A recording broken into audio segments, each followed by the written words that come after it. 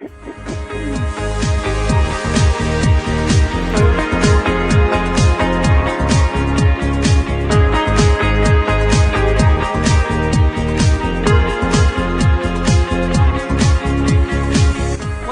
to LOA Today. Walt Thiessen and life coach Cindy Shabazz here. It is Wednesday, December 20th, 2017, 8 a.m. Eastern Time. And we have another daily dose of your daily dose of happy coming here from our private in-home studios where we're broadcasting in any kind of weather, whether it be rainstorms or snowstorms or even beautiful sunny weather. And Cindy, I'm glad to have you back for another day. We got a fascinating topic, and I'm going to let you introduce it because this was your idea.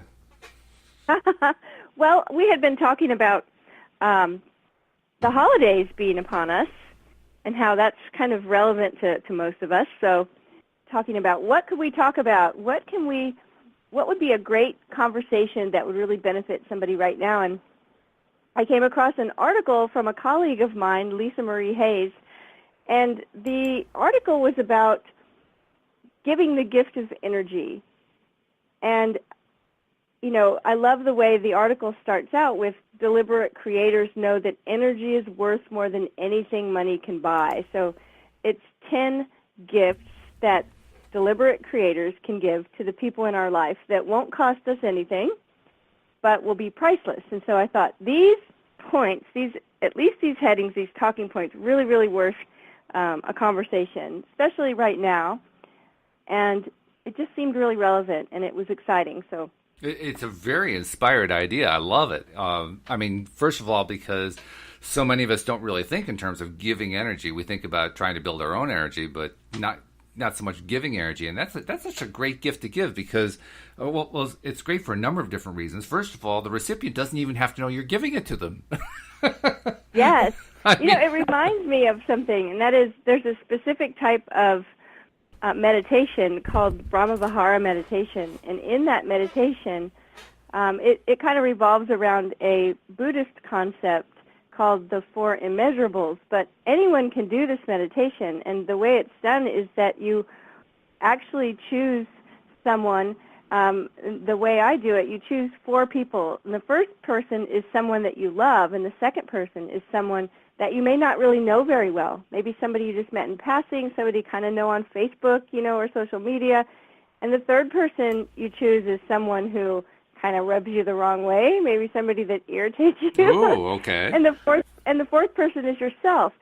And what you do in this meditation is you wish them goodness, you wish them abundance, you wish them an increase in their fortune, you wish them that they would be free from any kind of shame or suffering, you wish them that they would have non-resistance in their life. And so, you definitely, when you're doing this meditation and you're sending out this goodwill and these good wishes and this good energy, certainly the people that you're doing it for aren't aware of it in a concrete way unless you tell them. But yeah.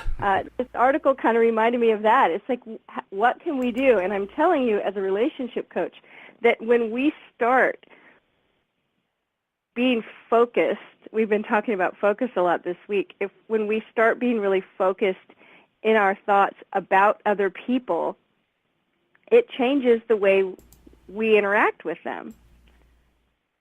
That's interesting, isn't it? Because it does change not only, it doesn't just help them, it helps us, which is not necessarily what we might expect when we're doing an activity like this.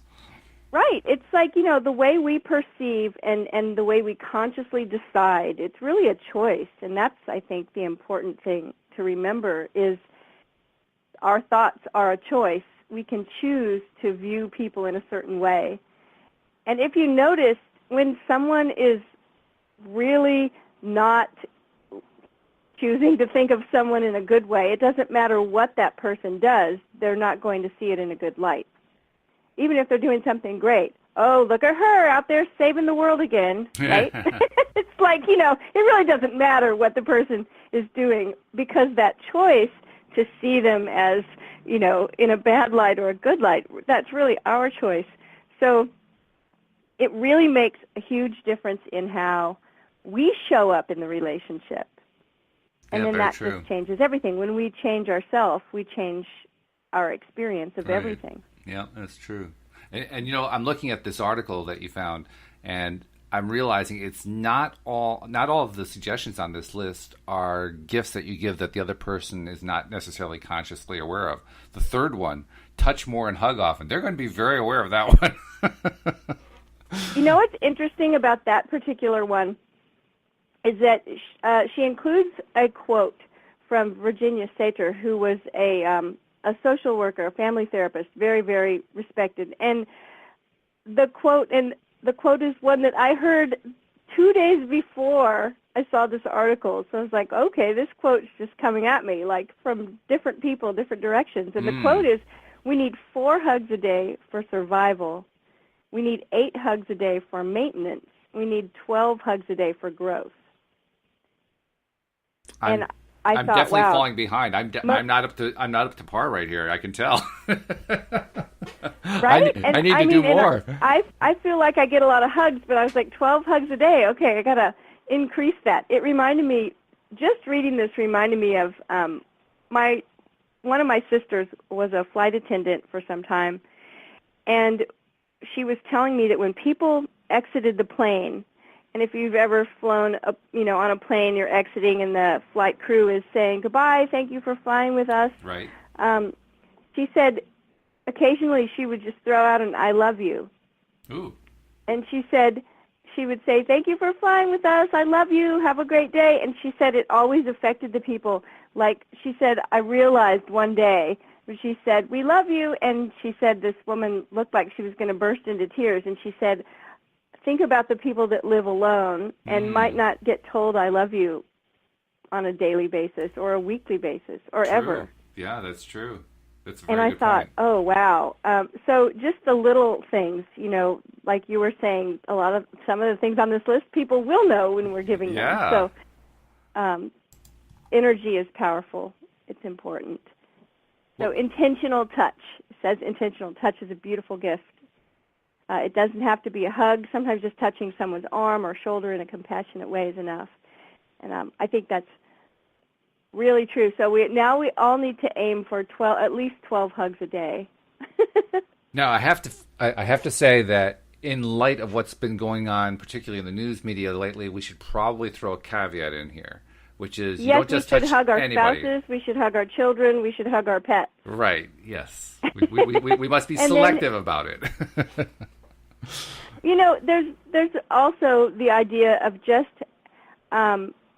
asking, I've had someone ask me before, can I give you a hug? And here I am. I live in the South. People really hug a lot here. People that you just met, when you go to shake their hand, will say, oh, no, I'm a hugger, and just hug you. So, yeah, you're right. We have to be conscious and focused and aware. And I like the idea of saying, may I give you a hug, rather than may I have a hug. Yes. That reminds me, I had a couple that I coached, and they ended up getting married, so that's always fun for a relationship coach to be invited to a client's wedding. And in their wedding vows, instead of I take this woman as my wife, they changed it to say I receive. Oh, how nice. Oh, I thought it was so awesome that at midnight after the wedding party was over, I came home and I think I wrote a blog about it. This is years and years ago, but I was very inspired by that. So choice of words, very important. So maybe we should go through each of these, because we've skipped to number 3, but they're all really good, and each one deserves a little attention, I think. So why don't we? I love the first one. Imagine everyone in your life is thriving. So read it out to us. What's it say? It says, imagine that everyone in your life is thriving.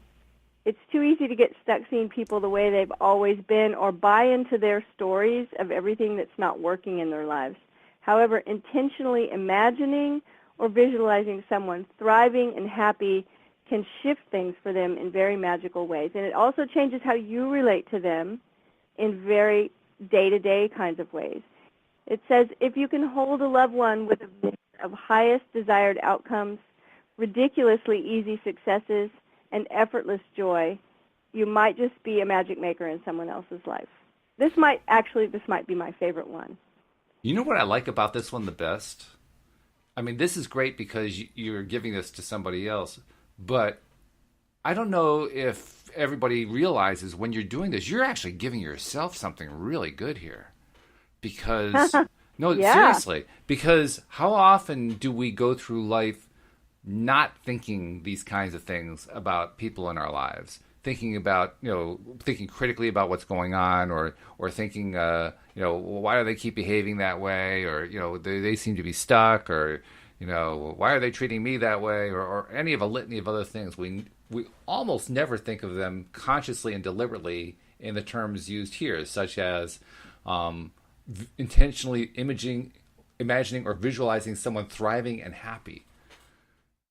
Yeah, Boy. I love this. Imagining them having ridiculously easy successes.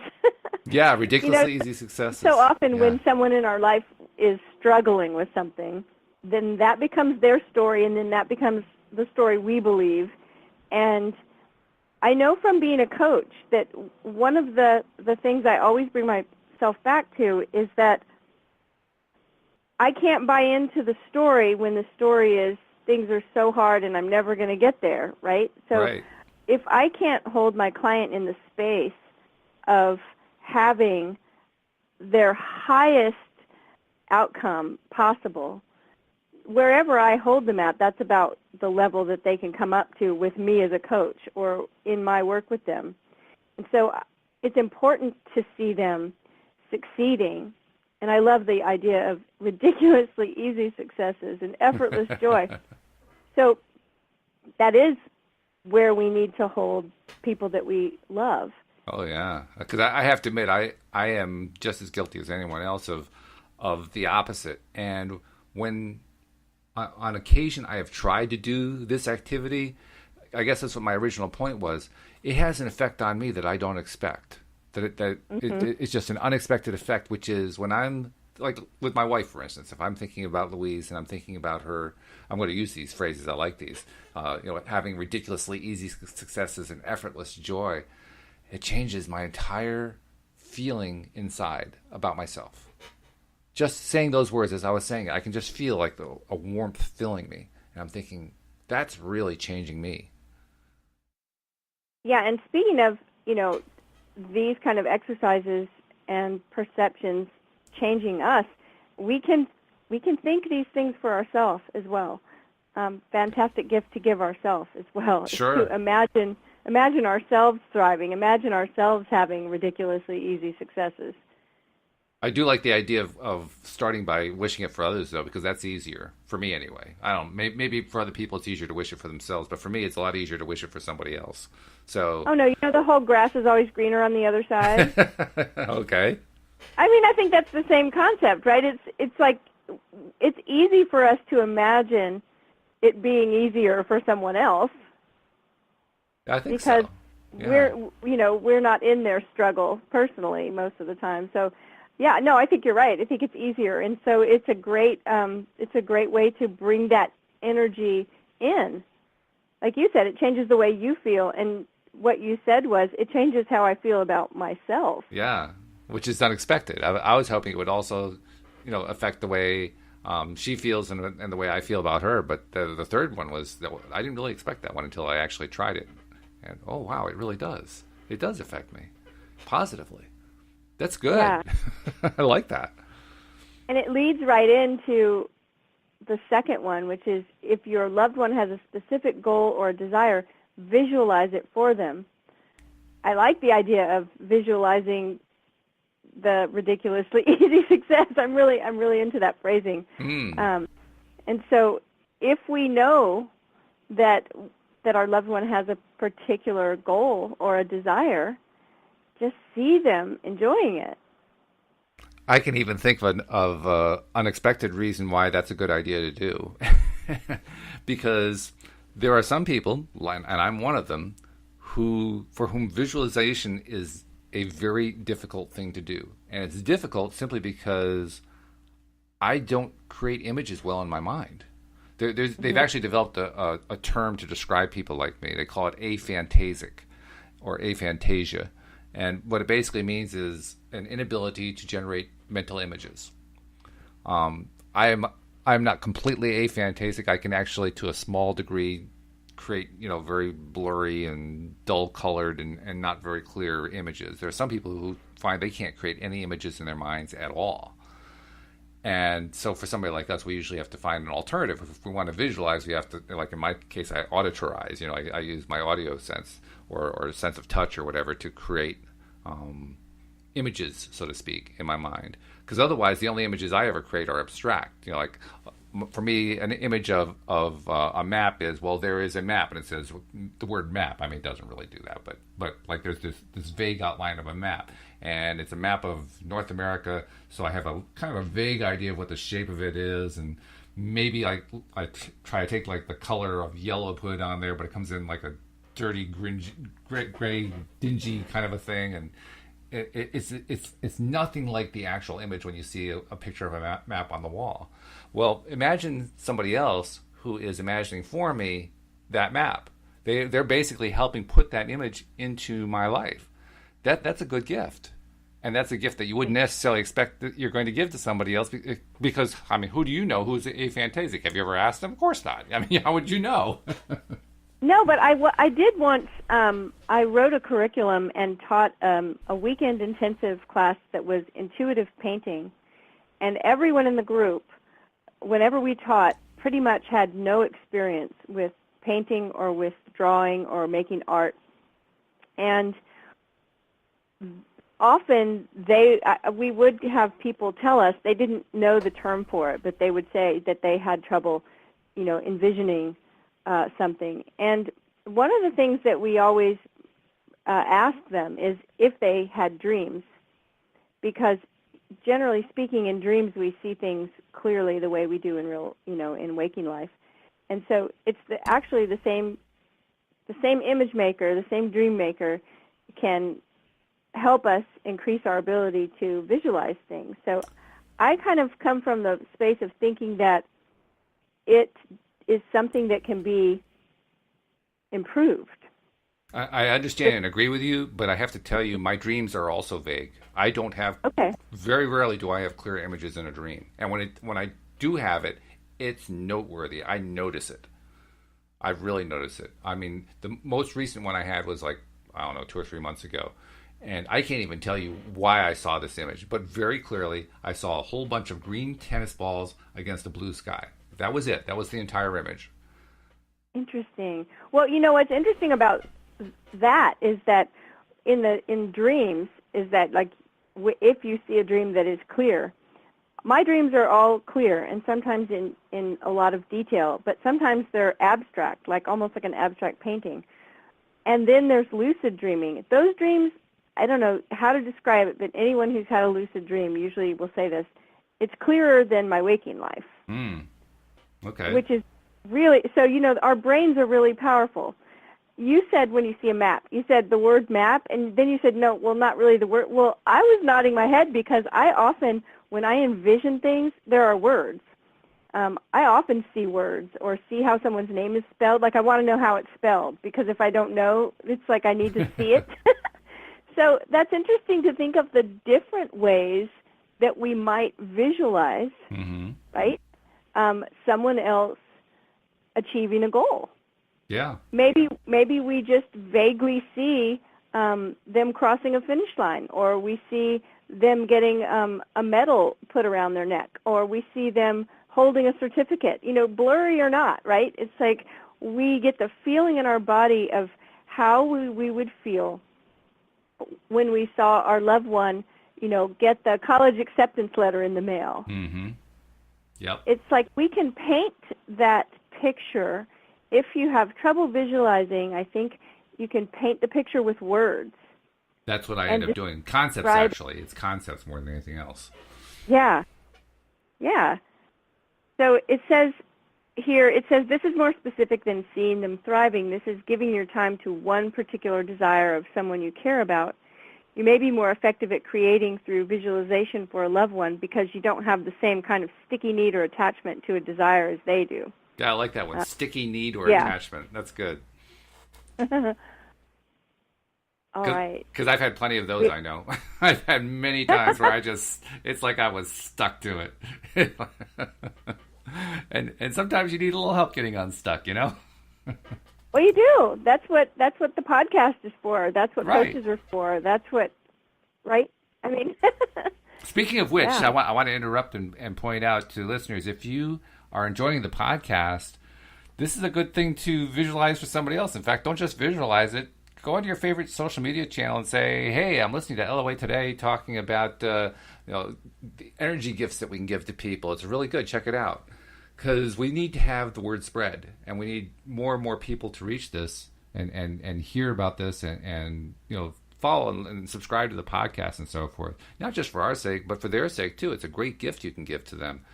Just as you're enjoying it, they can enjoy it. And the more often that we're enjoying these positive things in our lives on a day-to-day basis, the better off we all are. So please take some time and just share it. so we talked about touching more and hugging often. Right? That was 3. So you ready to move on to 4? Yeah, let's do it. Forgive the sticky stuff. There it is, the sticky stuff. So Lisa says in her article, show me a family that doesn't have some hidden pockets of resentment and at least a couple of old grudges in the mix. And I'll show you a family on a television show. I'm not even sure about that, but I understand her point. Yeah. Sometimes it's the small things that don't get forgiven because they're attached to larger resentments. Sometimes the big stuff just camps out in relationships because tackling forgiveness seems too big. Yeah. Forgiveness isn't a once-and-done thing. It's a commitment to a process. It doesn't mean the wrong gets made right.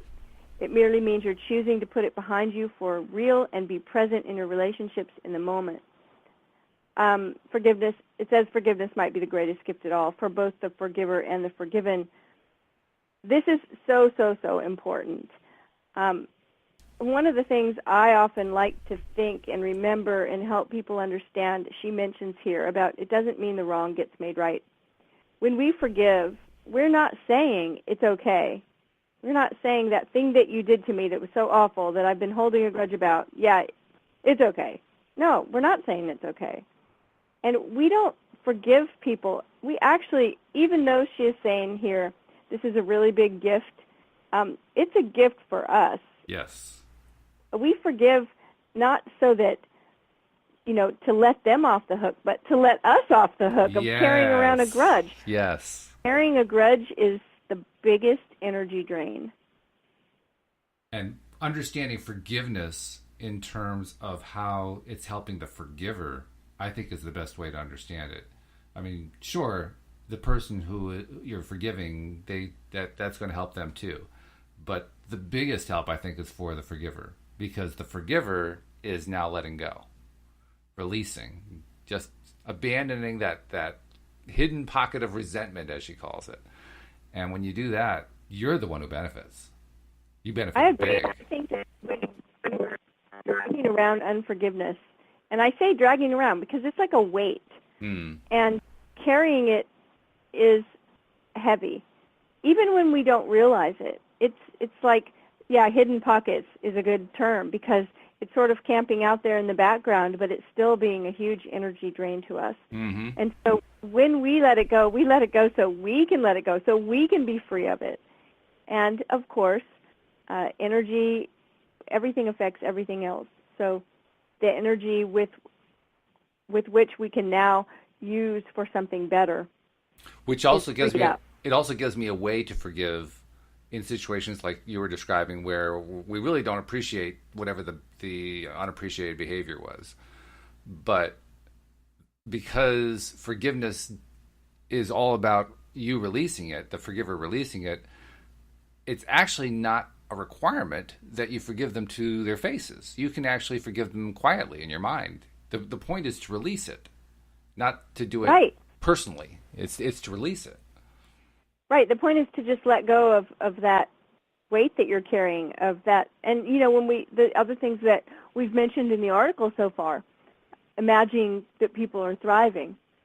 I love that. Number one, imagine everyone in your life is thriving. Yeah. That's everyone a nice in your life. it could be even this person that did something, bad to you. It could be people that you don't even know very well, right? It's everyone. Imagine everyone in your life is thriving. And so forgiveness is only going to help us be able to do that in a better way. Yeah, I keep going back to that number one too, because that imagining of other people thriving, that's a good exercise all by itself. Especially for myself, where early on, particularly, in the last few years, I've gotten much better at it. But early on, I had a hard time trying to figure out how to visualize my own thriving, my own successes. Well, there's really no better way to practice doing that than by doing it for a whole bunch of others, because that means each time that you're trying to imagine, that your spouse is thriving, or your kids are thriving, or your family are thriving, or whatever, it's one more practice session. It's one more opportunity to say, okay, I gotta imagine this. So what's this like? And you start framing it. You put the story together. You put the actions together, and then you do it for the next person. You put the framework together, the story together, the actions together, and then you do it for the next person. You're doing it over and over again. Yeah, and what you're doing is what we talked about, I think yesterday a little bit, about alignment, right? Mm-hmm. When we practice imagining everyone in our life thriving, then we're practicing aligning to that energy, the energy of thriving. Right. Exactly. And it gets easier and easier. We know that about how the brain works. Mm-hmm. It's that example of walking through a field of tall grass, and you're kind of trying to get through it. But if you keep walking that same path every day, pretty soon the grass is trampled down, and pretty soon the grass is not even there anymore, and now there's a path, and it gets easier and easier. It's the same way with our neural connections. So imagining everyone thriving, like you said, it's just practice over and over, and we'll be in the mix too. Just as long as the neighbor whose grass you're walking on isn't upset that you just matted down his grass. But other than that, it's fine. No. It's our own field. We have to okay, good. Okay, let's look at number 5. Decide to accept.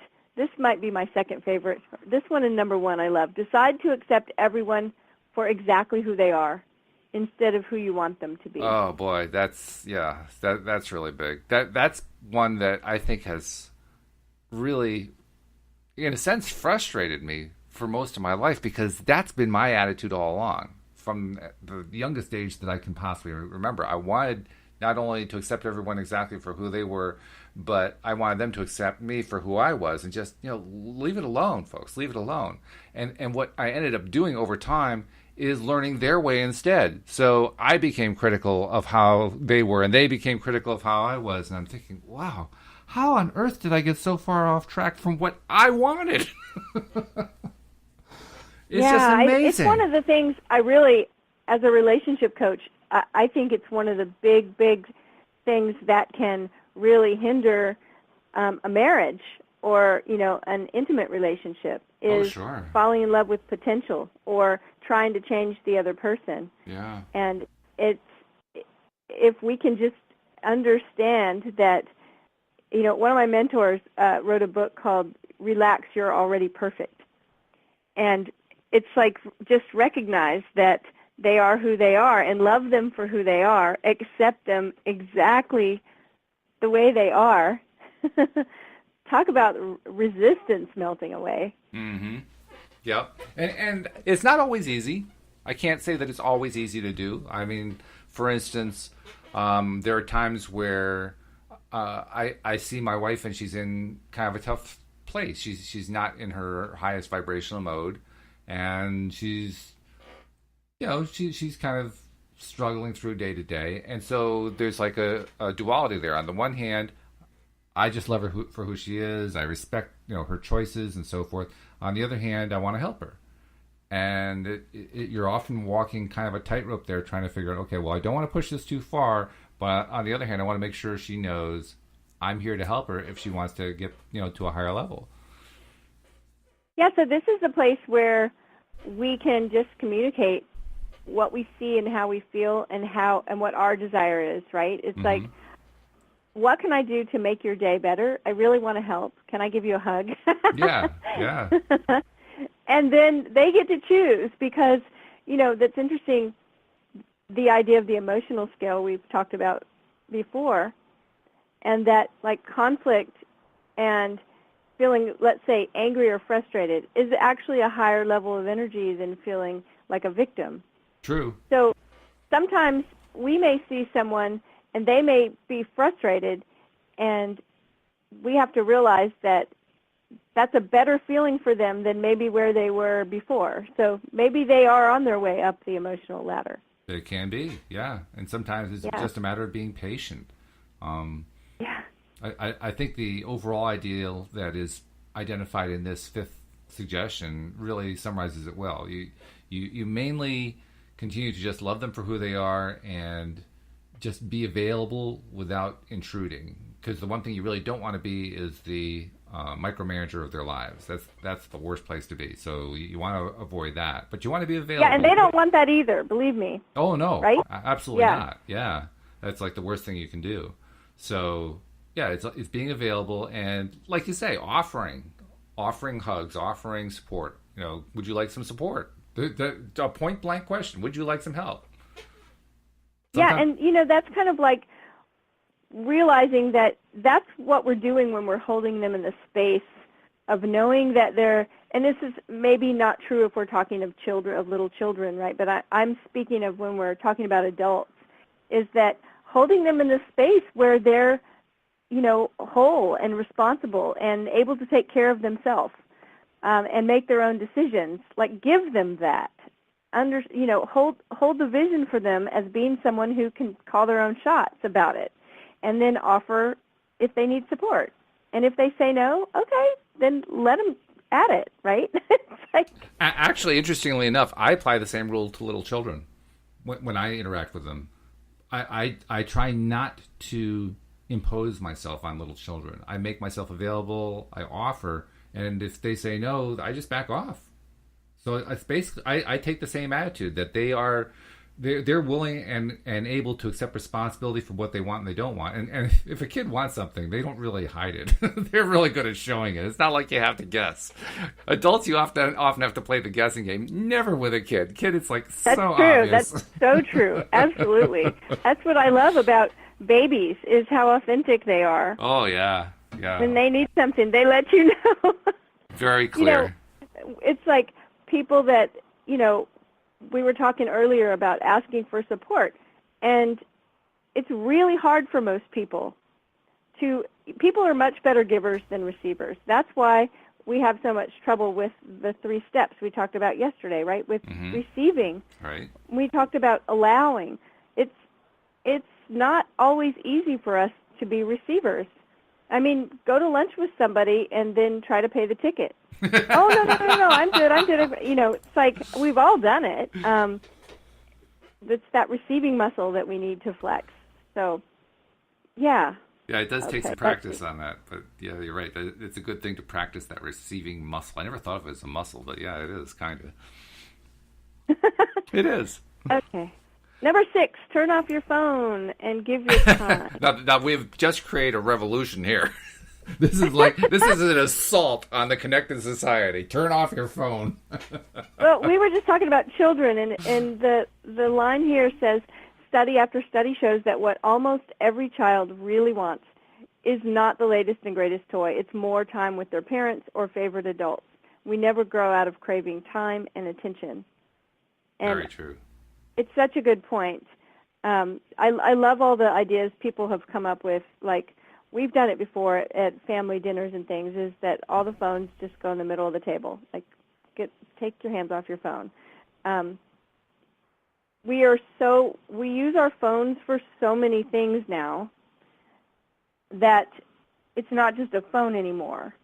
We get our news on our phones, and we're texting with people on our phones, and we're checking our email on our phones, and we're playing games on our phones. And so it would be a revolution for everybody to just put their phone down. But it's something that we need to be conscious about. We can do it all of these things that we're talking about every day on the podcast are actually ways that we are learning how to focus better. And remember, what we focus on expands. So it's sort of the number one thing that we can do to get into the place where alignment comes easy to us is to be conscious and aware of what we're doing. And so even consciously putting the phone down. And you know what? I'm going to put my phone down, and I'm just going to give you my time and my attention. I'm not going to half listen to you and half check my phone. And you know, there's an interesting thing about this particular suggestion, turning the phone off. It's written to the adult and in the case of a family, to the parent. But I'm sure many parents are wishing that their kids would turn their phones off, and they're turning it around in their mind saying, well, okay, now I got to get the kids to turn the phone off so that they can participate more in the family or whatever it is. And it occurs to me, number 6, turn off your phone and give your time. You want your kid to do that more? Give more of numbers 1 through 5. Because what's the typical thought that goes through the parent's mind? The parent is thinking critically of the kid is disconnected from family life because he or she is spending all their time on their phone. Well, what if you turn the thought around and turn it into, wishing the best for the kid and how great it would be if they had their terrific success that came so easily and effortlessly and all this other kind of stuff that we were talking about in the earlier points. What if we were offering hugs more often to the kids? What if we were forgiving the sticky stuff? How much less time would they spend on the phones? Probably a lot less. Because why do the kids go to the phones in the first place? Because that's where they're connecting to the people that are giving them the best strokes. Yeah, or because everyone around them's on the phone, including the parents, right? Yeah. I mean, we've all been in places where we look around and everyone's on their phone. We actually, I've seen people text each other when they're close enough to talk. That's just laughable. I mean, it happens all the time, but it's laughable. Yeah. It's so funny. A funny story about that is there are some of us that play a GPS game together, and we play on our phone. Mm-hmm. And we were at a big convention, and we were standing at the side of this parking lot, and there were maybe 10 of us, and we were during a really critical part of this game. So we're standing in a circle, and we're all looking at our phones, and it looks like we're furiously texting, but we're actually playing together as a team, this GPS game. And this woman drives up, and she rolls down her window, and she screams at us, for crying out loud, put your phones down and talk to each other. It was so funny. It was so funny. But in reality, oftentimes people are ignoring each other while they're paying attention to their phone. So a great rule is to put all the phones in a stack in the middle of the table just for a meal. It's like, just put the phones down for this meal. It's fun to watch people suddenly start engaging again. I'm just imagining, what if that woman had read this article and instead of screaming out, she put the phones down? What if she started putting out that she wants you to have all of the wonderful enjoyment of phoneless contact? Oh, it really was funny. Makes me laugh. All right, so we know that phones can get in the way, and it really is one of the best gifts that we can give someone. Oh, yeah. Phone aside, and I know the phones get in the way, but that gift is giving someone your full attention, even if it's just for 1 minute, 5 minutes, when you talk to someone. And the act of actually putting the phone down consciously, like they might not notice that's what you're doing, but for your own self, to make the conscious act of putting it down and saying to yourself, I'm going to give this person my complete attention. There was a saying that I learned, and my instructor for this course, relationship coaching course, she did not have where she got the quote. She couldn't remember, so I can't give attribution. But the quote was, listening is so close to loving, you can hardly tell the difference. Ooh. And so when we consciously decide that we are going to give someone our full attention while they talk to us, they know it. They can feel it. Yeah, absolutely. I mean, anybody who's ever received any kind of attention that's direct attention, you know it. it's not like somebody has to point out to you, hey, you're getting a lot of attention here. It's not required at all. Yeah, and it may or may not have anything to do with a phone being put down. It's just you can definitely not give someone your full attention whether or not you've got a phone in your hand. So just the idea of focusing on our attention. It's a good practice too, because we do tend to be disconnected in a lot of our relations with people, and it's not just through phones. I mean, just in a number of different ways. We tend to keep people, at arm's length, depending on, maybe it's a difficult relationship or whatever, but we tend to do that. And so actually giving attention to somebody, particularly somebody who is not used to getting attention from you, they'll wake up. You'll a different reaction from them. So it works its way right into number 7, and number 8. I want to skip 7 and go right to 8 for a second, because we're talking about giving someone our attention and really listening. And number 8 is talk to anyone you care about as if they're the most important, most spectacular human on earth. That's going to be a challenge for some people. At that same time that we're willing to put the phone down and give someone our full attention, we can attend to them as though they were the most spectacular human on earth. That's really powerful to me. Yeah, that's very big. That's something that we would all do well to practice more of, because it would help everybody, including ourselves. If you've seen how much, people will get excited about, walking into a coffee shop and there's like a famous person there. Okay. It's like all of a sudden, oh my gosh, look who that is, right? It's like, what if we just looked at everybody like that? What if we gave everybody the benefit of the doubt that, no, this, for right now, you are in my presence, so you are the most spectacular human on earth, and I'm going to treat you that way. That would be a very different experience for all of us, I think. Really? Yeah, I think so. I love it. I think so. It says, if you want someone to rise, shine, and thrive, talk to them as if they are the single most special thing in the universe. We create with our words, and when you're talking to another, you're co-creating in their universe in real time. I like that last sentence, because we hear the phrase co-creating, but we hear it abstractly. That's one of the first really good applications of it that I've heard. When you're talking to another, you are co-creating in their universe in real time. I like that. Isn't that awesome? Yeah, that's really good. It's so true. I mean, a conversation, when we think about how powerful words are, and when we're having a conversation with someone, we're creating that conversation together. It's amazing.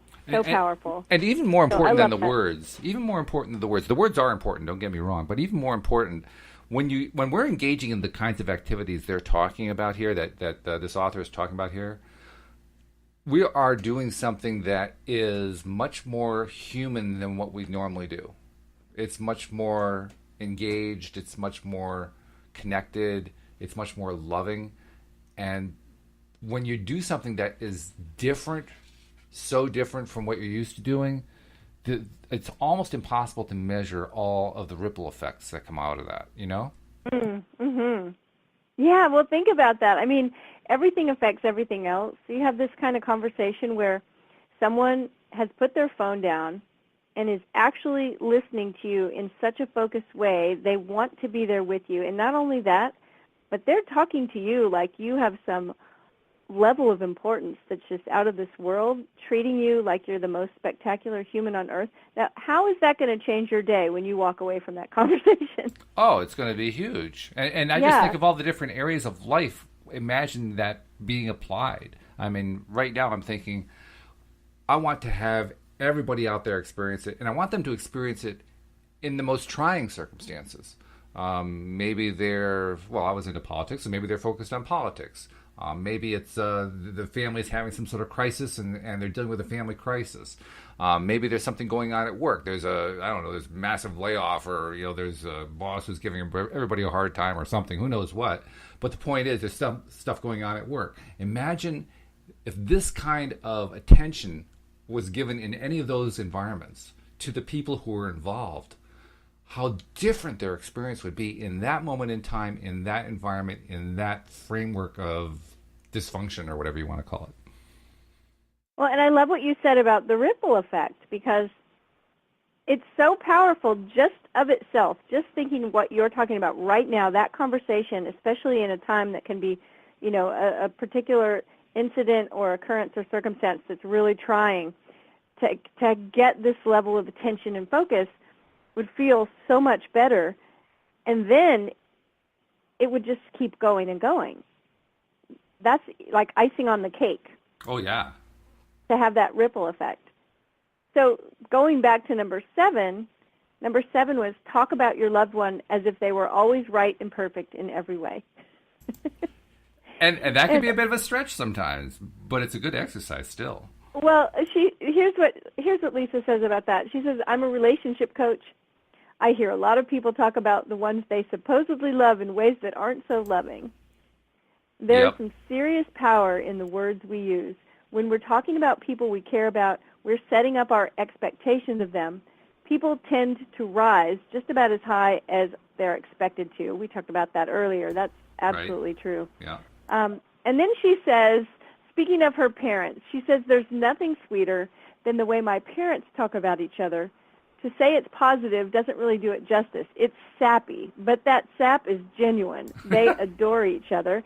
And I think they're onto something. They've got more than 70 years of marriage under their belts to prove it. So more sap. More sap.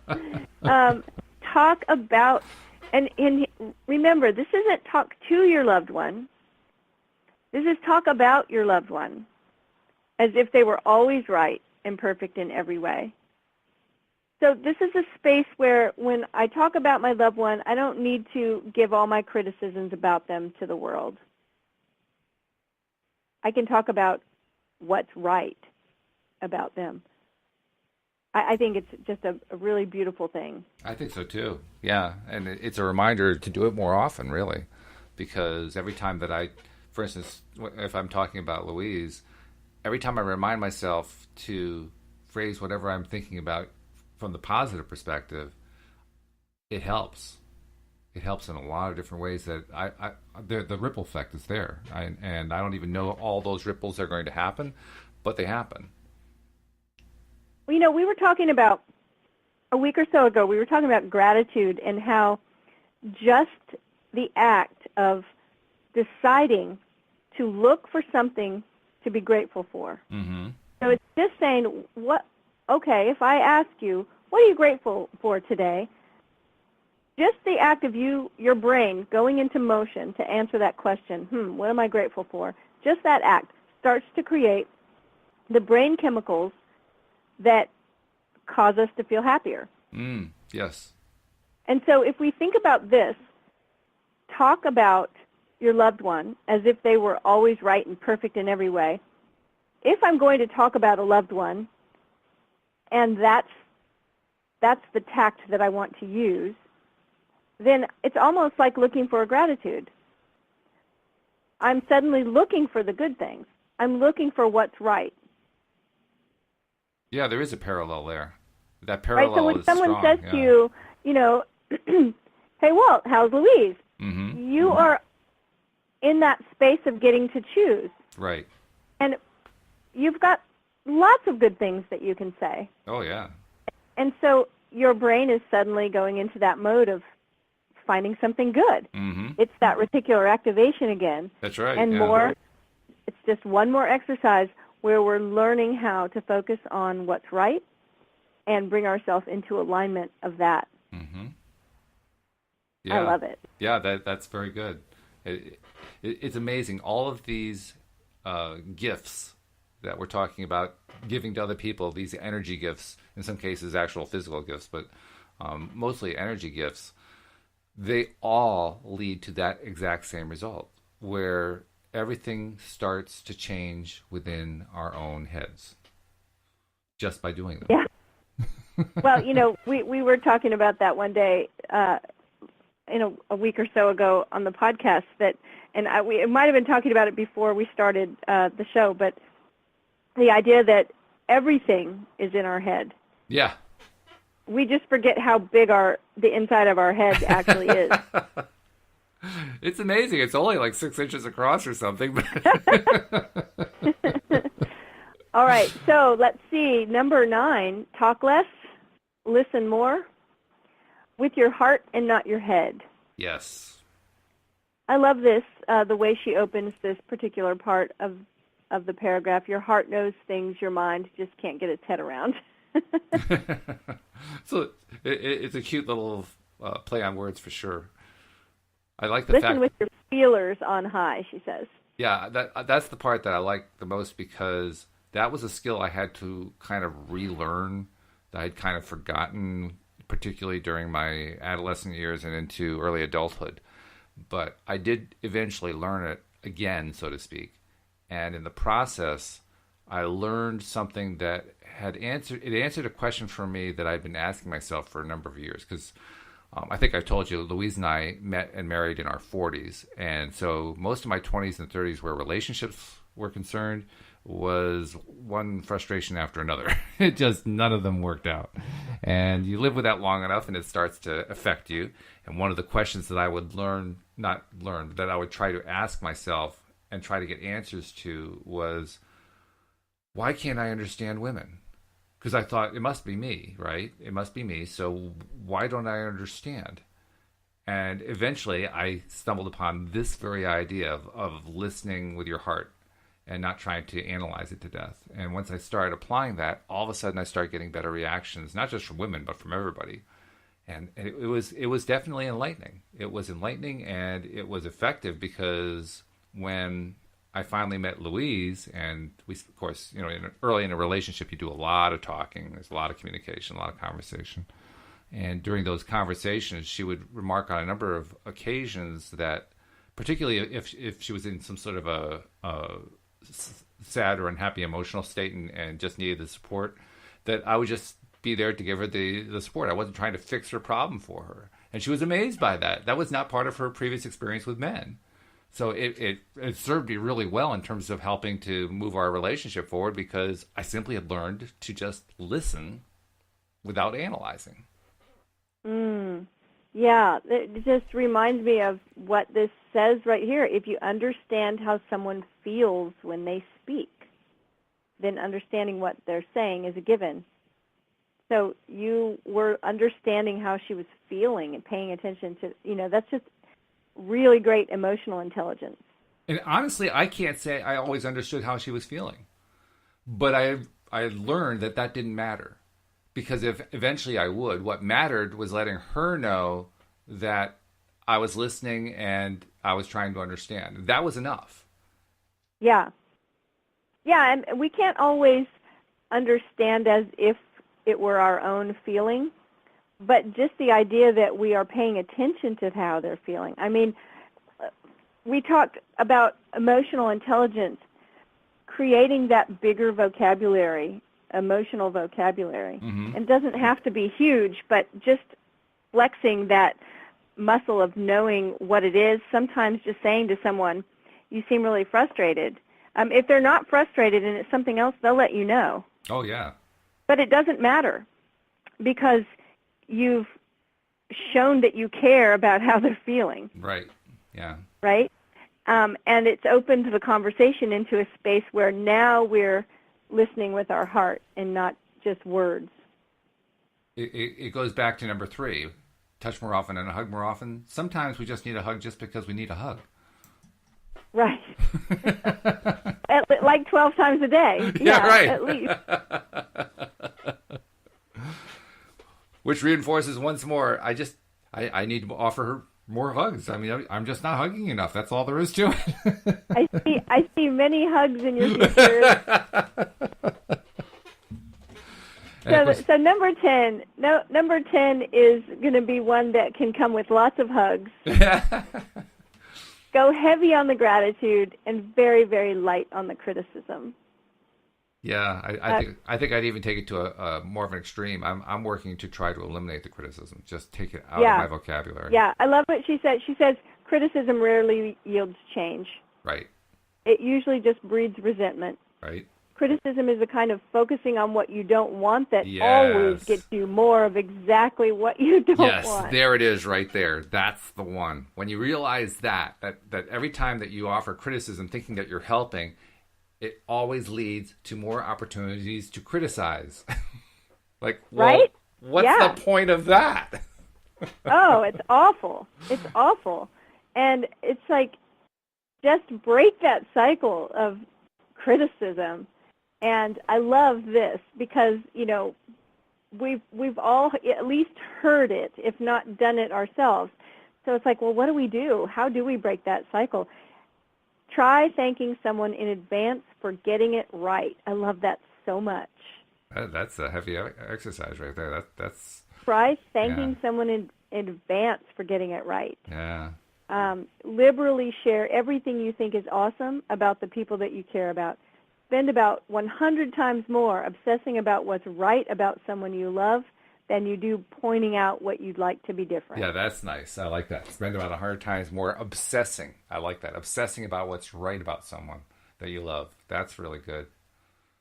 Thank more than you ask, and you're way more likely to get exactly what you want for yourself while giving exactly what others really need. So love that one so much. Again, heavy on the gratitude, right? So we're really training our brains here to find the good stuff, to seek out what's going right. That's one of my favorite questions to ask a client at the very beginning of our call when we haven't talked for a week or so. It's like, hey, how are you today? Tell me what's going right. I also have to mention she's got a postscript here. The postscript comes after this article, and it says, "Sharing is sexy. If you like this article, share, comment, or pass it on." Sharing is sexy. I like that. And I think I've shared it once on Twitter, and I'm going to share it again today. It's such a good article right now. It's definitely a vibe lifter. And so I'm Lisa Marie Hayes is the author of that article, and you can find her on the web and on Twitter where I found the article. Thank you, Lisa Marie Hayes, for sharing that. You gave us some good material for a podcast, and boy, there's some really good stuff in there. Really good stuff. Just amazing. I mean, I'm almost wondering, okay, where do I start now? Because right? there's so I felt much the same there. way. I was sitting here looking at this article. I'm like, I am going to put this into practice as soon as we're done with this call. Or actually, I'll put it into practice right now and just say, I'm visualizing for you, Walt, that you will have a ridiculously easy success today. Well, thank you. That's really nice. Thank you very much. I throw it right back at you. I am visualizing tremendous success and effortless joy for you for the entire day. Thank you. I received that. That's wonderful. Yeah, this is good stuff. We got to do more of this. By the way, I do want to remind people that I think that's why I saw that postscript, because it said sharing is sexy. I like that. So feel free to be a little bit sexy in your sharing of our podcast. Share it with people. Share it with people you know. Share it on your social media, because the passing it along helps everybody that's involved. That's what we've learned this entire show today. Also, if you haven't subscribed to the podcast, please do so.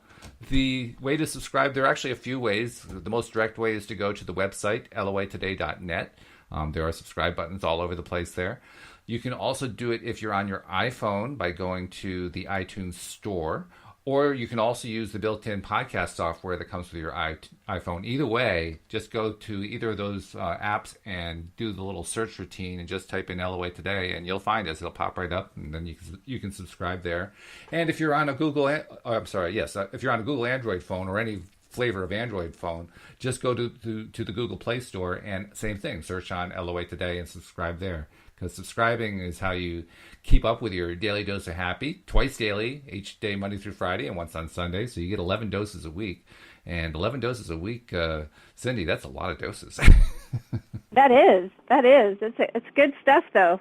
You can't get enough of this. Just good vibes and daily dose of happy every day. Happiness is contagious. It's far better than an apple a day, I can tell you that. And Cindy, if they want to reach out to you for some private assistance because you're so good at this, how can they reach you? They can find me online at cindychavez.com. It's CINDIECHAVEZ.com. and Cindy Chavez on Twitter and Facebook and Instagram. Come find me. Very good. This has always been a pleasure, but today's particularly been a pleasure, Cindy. It was a great show. I enjoyed it too, Walt. And we'll see you all tomorrow here on LOA Today. Goodbye, everybody. Bye-bye.